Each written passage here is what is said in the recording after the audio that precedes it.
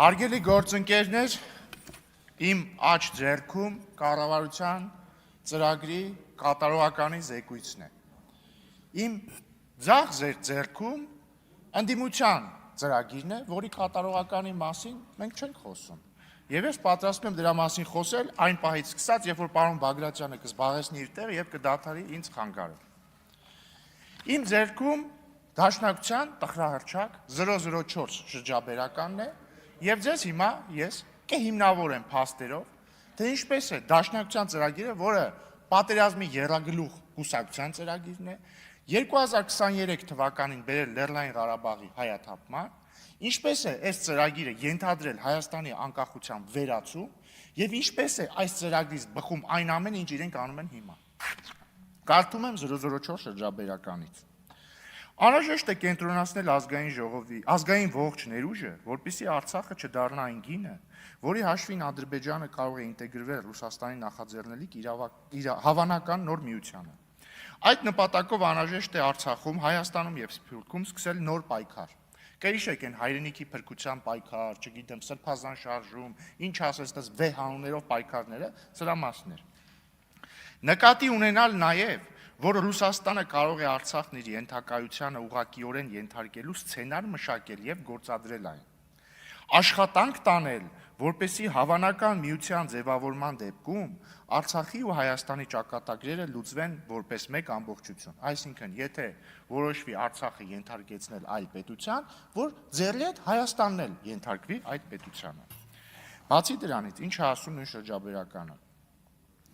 Ժամանակակից աշխարհում տեղի ունեցած անկախ պետությունների համարկման գործընթացները ազգային շահի դիտանկյունից երբեմն նաև ենթադրում են անկախության աստիճանի որոշ նվազում։ Այսինքն ասում են դե նորմալ է, այս դարում մոդա է, որ ինքնիշխանության մակարդակը նվազի։ Եվ ամենակարևորը, նրանք ասում են, այսինքն բանում, շրջաբերականում, միաժամանակ ակնհայտ է, որ որևէ արմատական խնդիր չի կարող լուծվել, մինչև չփոխվի Արցախի իշխանությունը։ Արցախի քաղաքականությունը չվերադարձվի ազգային ուղեգից, չվերականգնվի Արցախի գործոնը։ Սա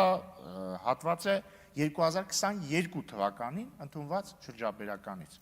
Եվ տեսնենք այս ծրագիրը, այսինքն մարդիկ հստակ ասել են իրենց ծրագիրը որն է։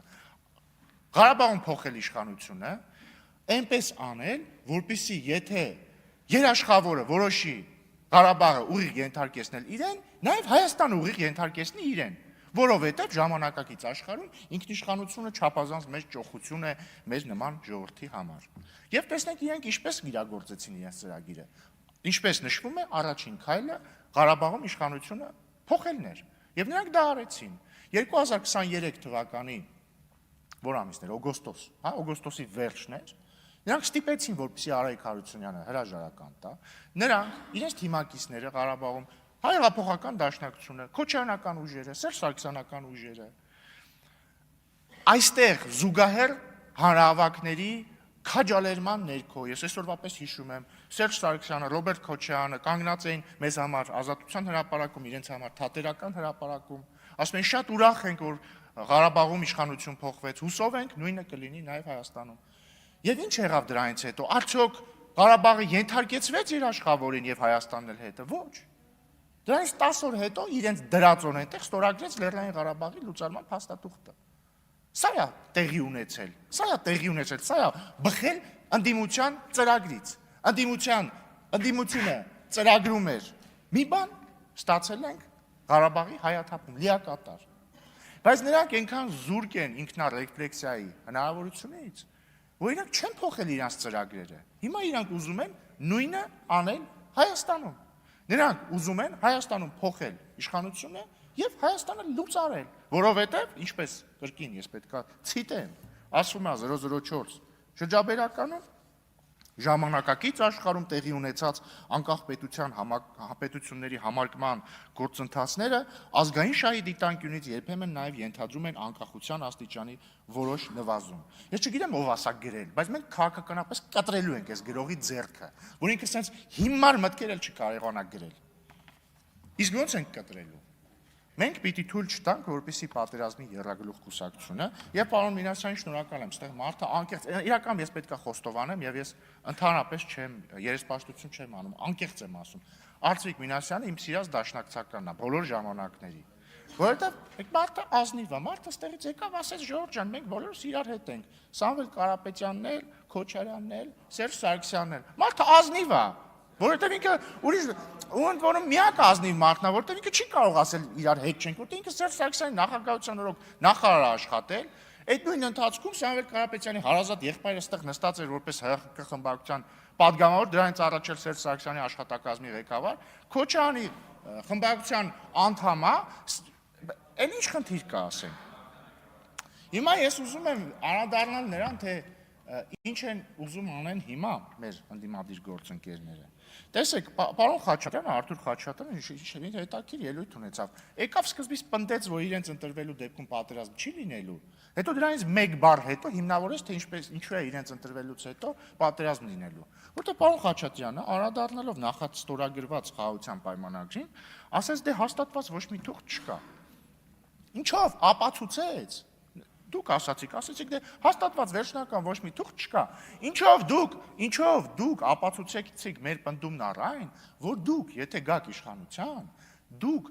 պատրաստվում եք վերաբանակցել նախաստորագրված խաղաղության պայմանագիրը, այսինքն եթե պատկերացնենք այն մղձավանջային սցենարը, ըստ որի դուք կալուգացի օլիգարխի Զարմիկը եւ Քոչարյանը եկել եք իշխանության, չգիտեմ, կոալիցիոն համաձայնագիր եք կնքել, Քոչարյանին էլ ընտրել եք վարչապետ, ինչ եք անելու։ Անդրանիկ Քոչարյանին չէի դեպ, Ռոբերտ Քոչարյան։ Դե հա Ինչ եք անելու, դուք նախ հայտարարելու եք, նախ մի հատ Պարոն Խաչատրյան, չեք զգում, որ ազգային ժողովի նիստերի դահլիճում եք, դուք եք խանգարում զեկուցողին, ուրեմն դուք եք խանգարում եւ ձեզ նախազգուշացում եւ խնդրում եմ այլևս չընդհատել զեկուցողին։ Պարոն Քոչարյան, խնդրում եմ չարձագանքել։ Շնորհակալություն։ Հա, այդ մղձավանջային, այդ դժոխային սցենարում ի՞նչ է տեղի ունենալու։ Դուք, պարոն Խաչատրյան, հստակ մատնեցիք ինչ է տեղի ունենալու։ Դուք գալու եք, ասելու եք, դե քանի որ խաղաղության պայմանագիրը նախաստորագրված է, ստորագրված չի, մենք այդ տեքստը չենք ընդունում, Իշխան Սաղաթելյանն էլ ձեր դաշնակցության ժամանակին ասում էր դա հայանպաստ չի, Արմեն Ռուստամյանն էր ասում, ոչ մի հայանպաստ բան չկա։ Ասելու եք մենք վերաբանակցելու ենք։ Այլ կերպ ասած, դուք չեղարկելու եք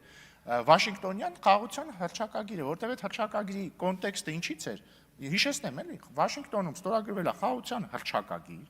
նախաստորագրվել է խաղաղության պայմանագիր եւ նաեւ հռչակագրի շրջանակներում ամրագրվել են մի շարք պայմանավորվածություններ, որ Հայաստանն ու Ադրբեջանը աներկբայորեն ճանաչում են, վերահաստատում են ճանաչումը միմյանց տարածքային ամբողջականության Ալմատայի հռչակագրի հիման վրա, սկզբունքներն են ֆիքսում ապա շրջափակման տարածաշրջանային ենթակառուցվածքների, մեզ հայտնի շատ հայանպաստ սկզբունքների ներքո, հայ-ամերիկյան էլ թրիփ նախագիծ է լինելու։ Դուք գալու եք իշխանության, ասելու եք այս ճարտարապետությունը եւ հիշեցնեմ, այս վերջին 8 ամիսը նկատած կլինեք, սահմանին ոչ մի կրակոց չկա։ Այդ ուղղակի այդպես չի, էլի, այդպես է, որովհետեւ Վաշինգտոնում մենք խաղաղության հռչակագիր ենք ստորագրել։ Դուք գալու եք, ասելու եք, այս խաղաղության ճարտարապետությունը ազգային չի, ազգանպաստ չի, ազգանվեր չի, քոչարյանական չի, ուժեղ չի, իրական չի, ազնիվ չի, պարկեշտ չի։ Եվ ասելու եք վերջ, մենք հրաժարվում ենք այս խաղաղությունից, որովհետև ձեր դա ասելը ավտոմատ ստացվում է հրաժարվել խաղաղությունից։ Ինչ է տեղի ունենալու դրանից հետո։ Լավագույն դեպքում վերադարձ նախա Վաշինգտոնյան իրականությանը, երբ որ տարեկան տասնյակ զինվորներ էին սպանվում սահմանին, իդեպ ձեր խաղաղության տարիներին 94 թվականից մինչև 2018 թվական գիտեք քանի զինվոր է սպանվել։ 490 ձեր քոչարյանական եւ սերժական խաղաղ տարիներին կամ Տեր-Պետրոսյանական։ Հա, ու պատերազմա լինելու, Ժորժ ջան, սա շանտաժ չի հասկանում, եք սա պարզ պատճառահետևանքային կապ է, հիմա կա խաղաղության ճարտարապետություն։ Այդ ճարտարապետության շնորհիվ 2 տարուց ավել է մեր սահմանին եղել է 0 զոհ։ Եթե դուք հրաժարվելու եք այդ ճարտարապետությունից, իսկ դուք ասում եք, որ հրաժարվելու եք այդ ճարտարապետությունից, լավագույն դեպքում չի լինելու խաղաղություն, վատագույն դեպքում լինելու է պատերազմ։ Եվ մեր ժողովուրդը պետք է կատարի այդ ընտրությունը, պետք է կատարի ընտրություն, պատերազմի եռագլուխ, բայց պարոն Մինասյանն էլ է ճիշտ ասում, բազմագլուխ, որտեղ այնտեղ մանր-մունր դեմքեր էլ կան, տենց պատերազմի տենչացողներ։ Եվ խաղաղության կուսակցության միջև։ Եվ օգտվելով առիթից, որ դուք ինձ ընդհատեցիք եւ հետեւաբար ես մի քիչ ավել ժամանակ կունենամ, ուզում եմ երկու բառեր խոսեմ ընտրակաշառքի մասին, էլի։ Մեկ րոպե, Ժորժ ջան, պարոն դուք Ռուբլյան։ մեծագույն ամենամեծ ընդդիմադիր խմբակցությունն եք այս պահին։ Հիմա ուժերից մեկը, որը մասնակցում է ընտրություններին, բռնվել է մի քանի անգամ, հասկանում եք, մի քանի անգամ բռնվել է ընտրակաշառք բաժանելու վրա, ասելիք չունեք։ Ես գիտեք ինչից եմ, բայց կարող չպատասխանել, պարզ որ ասելիք չունեք, ասենք ձեր գործընկեր Արամ Վարդևանյանը իրենց երկրորդ համարն է, Քոչարյանի փաստաբանը Կալուգացի օլիգարխի փաստաբանն է։ Ընդհանրապես ինձ թվում է պարոն Վարդևանյանը որոշել է բան անել, անցնել Ալ Պաչինոյի համբավը որպես սատանայի փաստաբան։ Բայց վերադառնալով ընտրակաշառքներին, էլի, ախր ես միշտ մտածել եմ, որ 2018-ի Թավշյա հեղափոխությունը պետքա դաս լինի ձեր բոլոր նախկինների համար, որ կաշառք տալը լավ բան չի, կաշառք վերցնելը լավ բան չի, որ ժողովրդին չի կարելի վերաբերվել որպես շուն շանգյալ։ Բայց լավ, ինչքան է ձեր մեջ նստած դուք թմրամոլ եք, դուք ընտրակաշառամոլ եք։ Ձեզ պետքա բուժել քաղաքականապես եւ հունիսի 7-ին մենք ձեզ կբուժենք։